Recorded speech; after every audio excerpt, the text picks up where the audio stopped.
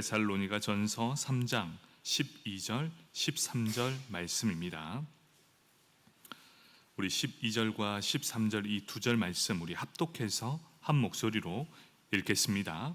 또 주께서 우리가 너희를 사랑함과 같이 너희도 피차간과 모든 사람에 대한 사랑이 더욱 많아 넘치게 하사 너희 마음을 굳건하게 하시고 우리 주 예수께서 그의 모든 성도와 함께 강림하실 때에 하나님 우리 아버지 앞에서 거룩함에 흠이 없게 하시기를 원하노라. 아멘. 권사에 나오셔서 특송하시겠습니다.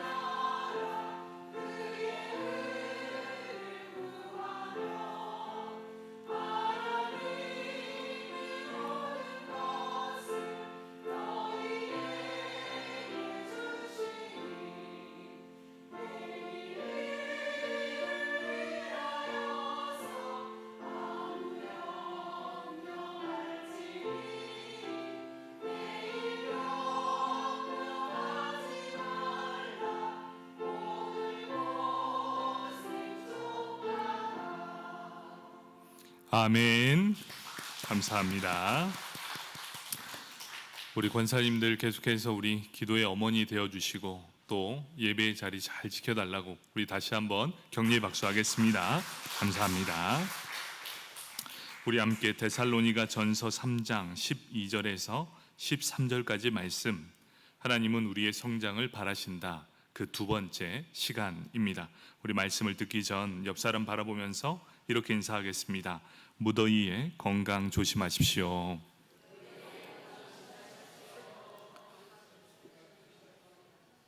더워도 너무 덥습니다. 참 몇 년 만에 무더위가 찾아왔답니다.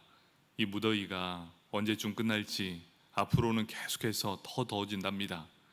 내년보다 올해가 더 시원하다면 내년은 어떻습니까? 점점 더워진답니다. 그래서 어떤 학자는 이렇게 얘기했답니다. 올 여름이 앞으로의 여름에 비해 가장 시원할 때다. 참 그 얘기를 딱 들으니까 가슴이 철렁 내려앉더라고요. 여러분, 우리가 해야 될 게 무엇일까요? 이 나라와 이 땅뿐만 아니라 전 세계를 위해서 함께 기도해야 되지 않겠습니까? 하나님, 이 나라, 이 세계를 불쌍히 여겨달라고. 이제 더 이상 이런 불볕더위 이것이 아니라 이제 다시금 지구가 다시금 건강해지는 그 날을 기대하면서 기도해야 될 때 같습니다. 여러분 무더위에 이렇게 예배의 자리에 와주셔서 너무 감사하고, 또 여러분들 집에 있는 것보다 교회 오시니까 훨씬 더 시원하시죠? 네, 교회에 와서 이렇게 시원하게 바람도 쐬시고. 그런데 우리가 잊지 말아야 될 것이 있습니다. 예배는 하나님 만나러 오는 자리입니다. 여러분 시원하게 오지만 우리가 꼭 기억해야 될 것, 예배는 하나님을 만나러 온다. 이 생각을 꼭 가지고 오시면 되겠습니다. 오늘 하나님이 우리의 성장을 바라신다. 두 번째, 사랑의 성장입니다. 오늘 말씀은 바울의 기도의 내용입니다. 사도 바울은 수많은 경험들을 했습니다. 그 중에 어떤 경험을 제일 많이 했냐? 사탄의 도전을 그 누구보다도 강력하게 경험했던 사람이 바로 바울이었습니다. 그 바울이 이제 이 데살로니가 성도 교회를 위해서 어떻게 기도하고 있습니까? 그가 깨달았던 한 가지가 있었습니다. 자신의 일평생을 이렇게 지내오면서 깨닫게 된 한 가지, 사탄의 권세는 결코 내 힘으로 이겨낼 수 없다. 이게 사도 바울의 결론이었습니다. 여러분, 이 학자들은 이런 말을 합니다. 어른의 기준점이 무엇인가? 여러분, 어른이라고 하면 어떻게 생각합니까? 나이가 많은 사람을 어른이라고 하는 경향이 있는데, 실질적으로 언제 우리는 어른이라 칭함을 받는가? 여러분 한번 생각해 보셨습니까? 우리는 언제부터 어른이라 모든 사람에게 인정을 받고 있는가? 나는 과연 어른인가? 여러분 어떤 마음이 드십니까? 여기에 이런 대답을 했습니다. 내 자신의 힘과 내 노력 그리고 내 의지대로 이 세상이 움직이지 않는다는 것을 깨닫는 때, 그때 바로 어른이 된답니다. 무슨 말씀인지 이해되십니까? 이 세상은 내 뜻대로 안 되는 것이 당연하다. 이것을 받아들이는 순간 어른이라고 합니다. 여러분 거기에서 우리 신앙의 성숙은 무엇이라고 생각하십니까? 신앙의 성숙은 다른 것에 있지 않습니다. 내 힘으로 할 수 없음을 인정하는 것. 여러분 이 사실을 인정하는 사람, 그 사람은 뭘 할 수 있습니까? 우리 하나님을 의지할 수밖에 없고 기도할 수밖에 없다. 여러분 바울은 자신의 일평생을 통해서 날마다 사탄의 도전을 받았습니다. 그리고 그 힘이 얼마나 강한지를 경험했던 사람, 그가 내렸던 결론, 사탄의 권세는 절대로 내 힘으로 이길 수 없다. 그런데 바울이 붙들었던 게 뭐죠? 나는 이길 수 없지만 하나님의 권세는 넉넉히 너를 이길 수 있다. 바울의 가장 강력했던 무기가 뭡니까? 하나님을 의지하고 하나님을 움직일 수 있는 힘, 바로 기도했던 사람입니다. 여러분 이제 신앙의 성숙 무엇이라고 생각합니까? 신앙의 성숙은 똑같습니다. 내 힘으로 어떠한 것도 바꿀 수 없고 내 힘으로는 사탄의 권세를 이길 수 없다라는 사실을 인정하면서 하나님께 매달리는 기도하는 사람, 그 사람이 신앙의 성숙한 사람이다라고 결론을 맺을 수 있습니다. 그러면 우리는 예수를 믿는다고 하면서 기도하지 않는다, 하나님을 의지하지 않는다. 그러면 무엇이죠? 여전히 내 힘으로 무언가를 할 수 있다 생각하는 사람. 자, 그렇다면 결론이 나왔습니다. 그 사람은 어른도 될 수 없고 신앙의 성숙도 가질 수 없다. 여러분 인정하십니까? 이 세상이 여러분의 힘대로, 여러분의 뜻대로 움직이시던가요? 절대 그렇지 않습니다. 그걸 인정하는 사람이 어른인 것처럼 신앙의 성숙도 마찬가지입니다. 내 힘으로 사탄의 권세 이길 수 없고 내 힘으로 어떠한 목적도 이룰 수 없기에 우리는 살아계신 그 하나님을 의지함으로 기도합니다. 주여 우리의 기도를 들으시고 이 문제 앞에 모든 길을 열어주십시오 라는 기도의 능력이 있는 사람. 여러분 그렇다면 기도하는 사람은 곧 신앙의 성숙함을 보이는 사람입니다. 자, 그러면 결론이 나왔죠. 기도를 왜 합니까? 내 힘으로 세상 이길 수 없어. 하나님 앞에 간절함으로 기도합니다. 이 문제 해결해 주십시오. 여러분, 그래서 신앙이 성숙한 사람은 기도하게 되어 있습니다. 그러면 내가 기도하지 않는 이유는 내 신앙이 여전히 하나님을 온전히 신뢰하지 못하고 여전히 내게 힘이 남아있다 착각하고 있기 때문입니다. 여러분, 빨리 내려놓으시고 나는 아무것도 할 수 없다라는 걸 빨리 인정하면 할수록 하나님한테 매를 조금밖에 안 맞습니다. 여러분, 매 맞고 싶습니까? 하나님한테 매를 맞지 않으려면 내 힘으로 할 수 있는 거 다 내려놓고 인정하십시오. 아무것도 할 수 없는 게 내 인간이라는 것을 빨리 인정하면 하나님께서 회초리 대신에 여러분을 꼭 끌어안아 주시고 여러분의 삶을 보호하고 지키시고 인도하실 것입니다. 사람 의지하지 마시고 살아계신 하나님이 계시는데 도대체 누굴 의지하십니까? 하나님이 여러분의 모든 것을 책임져 주신답니다.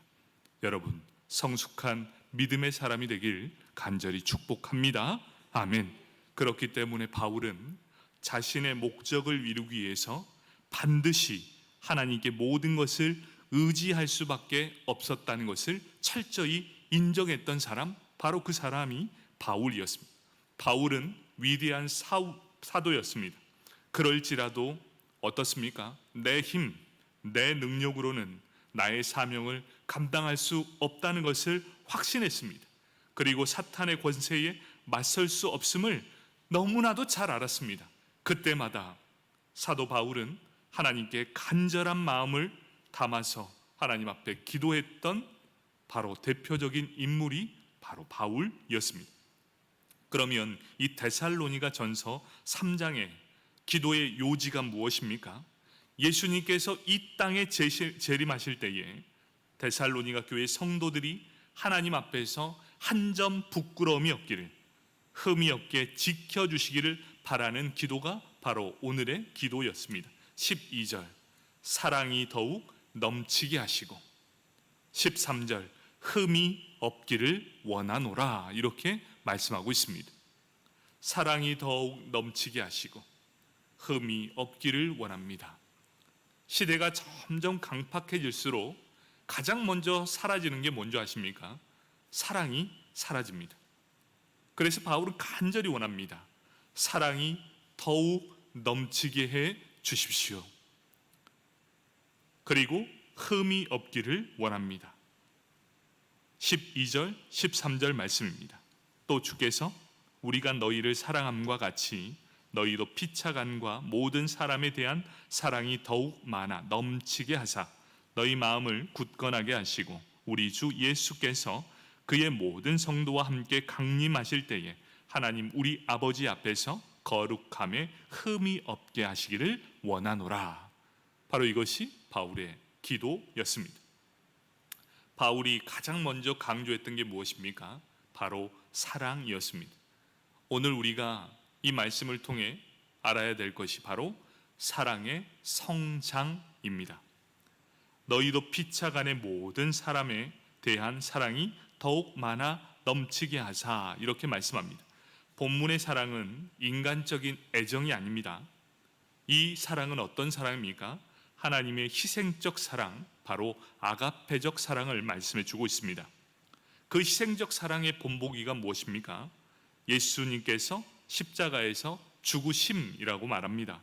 아가페의 의미, 하나님의 사랑, 희생적 사랑의 의미를 담고 있습니다. 하나님의 사랑은 그 샘플을 통해 십자가에서 보여준 그 사랑입니다. 사랑하는 성도 여러분, 우리 한번 곰곰이 생각해 봅시다. 우리가 그런 십자가의 사랑을 받을 만큼 내가 그런 사랑을 받을 만한 존재인가를 한번 보십시오. 가끔 이런 생각을 해봤습니다. 나를 위해 하나님의 아들 예수님께서 십자가에 못 박혀 죽으셨다는 걸 알지만 왜 나 같은 죄인을 위해서 그렇게 십자가에 못 박혀 죽으셔야만 했을까? 나는 과연 그런 가치가 있는 사람인가? 라고 생각해 보면 하루하루 무너집니다. 나는 그럴 만한 가치가 없다는 것을 너무나 잘 알고 있기 때문입니다. 예수님께서 나를 위해 죽으실 만큼 나의 가치가 예수님의 목숨값보다 더 큰가? 이걸 한번 생각해 보십시오. 여러분이 한번 생각해 보세요. 예수님께서 자신의 목숨을 다해 여러분을 살리기 위해 죽을 만한 그 가치가 있는가? 모든 희생에는 등가 법칙이 존재하게 됩니다. 예수님께서 보여주신 그 사랑은 십자가의 희생이 따랐습니다. 사랑 이꼴 희생이 뒤따른다. 자, 그러면 내가 누군가를 사랑한다고 고백했다면 나는 과연 어떤 사랑으로 그 사람을 사랑하고 있습니까? 나는 그 사랑을 위해 어떠한 희생을 감내하고 있으십니까? 희생이 없는 사랑은 진짜 사랑이 아니다. 말로만 사랑한다 하지 마시고 사랑이라면 어떻게 해야 됩니까? 희생이 따라야 한다. 그 사랑을 지키기 위해 나는 얼마만큼의 희생을 감당하고 있는가? 이게 말씀입니다. 그렇다면 우리는 이런 사랑을 계속해서 단련해야 합니다. 몸과 건강의 체력을 위해서 운동 일을 통해서 우리는 단련을 하게 됩니다. 이 사랑도 단련이 필요하답니다. 어떻게 하면 그 몸이 단련이 되어 갑니까? 사랑의 성장을 위한 단련 어떻게 하는가? 12절에서 보여주고 있습니다.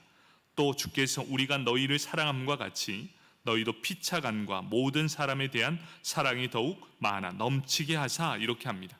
단련의 순서가 정해져 있습니다. 먼저 사랑의 이 깊이, 이걸 뭐라고 생각합니까? 첫 번째는 피차간에 사랑하라, 이렇게 말합니다. 그러니까 우리가 이야기하는 서로 간의 사랑을 의미하고 있어요. 그게 1단계입니다. 내가 준 만큼 받는다. Give and take. 여러분, 이런 사랑은 바로 기본적인 단계의 첫 번째 단계입니다. 내가 준 만큼 사랑한다. 여러분, 이것은 누구나가 다 할 수 있는 1단계입니다. 그런데 두 번째 단계는 어떤 겁니까? 모든 사람에 대하여 너는 사랑하라. 대상이 1대1에서 1대 다수로 바뀝니다. 그리고 어떻게 바뀝니까? Give and take가 아니라 흘려 보내라, 이렇게 되어 있습니다. 우리의 믿음에도 과정이 있고 단련이 있듯이 사랑에도 단계가 있답니다. 첫 번째는 내가 준 것만큼 그 사랑을 받아야 그 사랑이 충족해 줄 수 있다. 이게 1단계. 그런데 그 한 단계를 업그레이드 시키면 어떻게 됩니까? 1대 다수, 모든 사람에 대하여 그 사랑을 흘려 보내라. 그 사랑을 다시 받아들이지 못할지라도 너는 모든 사람을 사랑해라. 그리고 세 번째 단계가 무엇입니까? 그 사랑이 더욱 많아 넘치게 하라. 여러분, 이 사랑의 성장이 이렇게 보여주고 있어요. 이 한 절 말씀, 너무나 짧은 본문이지만 이 사랑이 어떻게 증가해야 되는가를 보여주고 있습니다. 여러분, 사랑은 성장을 보여줘야 합니다. 어떤 단계입니까? 1대1 주고받는 사랑, 서로 간의 사랑에서 우리는 이제 한 단계 업그레이드 됩니다. 모든 사람에 대하여 사랑합니다. 그리고 그 다음 단계, 그 사랑이 더욱 많아 넘치게 사랑하는 것, 이것이 바로 바울이 하나님께 기도했던 기도의 제목이었습니다. 바울은 데살로니가 성도를 향해 성도 간의 사랑을 넘어서라, 이렇게 말씀하고 있어요. 여러분, 가장 위험한 게 뭔지 아십니까? 교회 안에서만 사랑이 넘쳐나는 것, 그게 가장 위험한 거예요. 여러분, 우리는 이 성도 안의 사랑을 이제 뛰어넘어야 합니다. 이제 무엇을 봐야 합니까? 교회 밖의 모든 사람까지도 사랑해야 한다. 그리고 그 사랑을 더 넘치게 해야 합니다 라고 기도하고 있다는 것입니다. 이것이 바로 아가페적 사랑이라고 말씀해 주고 있습니다. 가난하고 가진 것 없는 사람, 내가 싫어하고 무례한 사람, 나에게 물질적으로나 정신적으로 해를 끼치는 사람, 내 부모나 내 자식을 죽인 사람들까지 이유 없이 사랑할 수 있는 사랑이 바로 아가페적 사랑이라고 합니다. 신약 성경에는 서로 사랑하라 이런 표현을 하는데, 여기 이 모든 신약 성경에 나와 있는 이 사랑의 표현은 모두가 거의 대부분 아가페라는 단어를 사용하고 있습니다. 다른 사랑의 단어를 절대 사용하지 않는다는 것을 아셔야 합니다. 어찌 보면 우리들의 교회 생활을 통해서도 사랑이란 단어를 너무 많이 듣지만 그 사랑이 아가페적 사랑을 요구하고 있다는 것, 그것이 바로 우리가 성장해야 될 역할을 충분하게 감당할 수 있다는 겁니다. 자, 그러면 아가페적 사랑, 이 아가페 사랑은 어떤 것입니까? 아가페의 뜻이 무엇인가? 무조건적이고 희생적인 사랑, 조건 없이 베푸는 사랑, 상대방의 조건을 보지 않습니다. 자격을 보지 않습니다. 상관없이 사랑하는 것. 왜?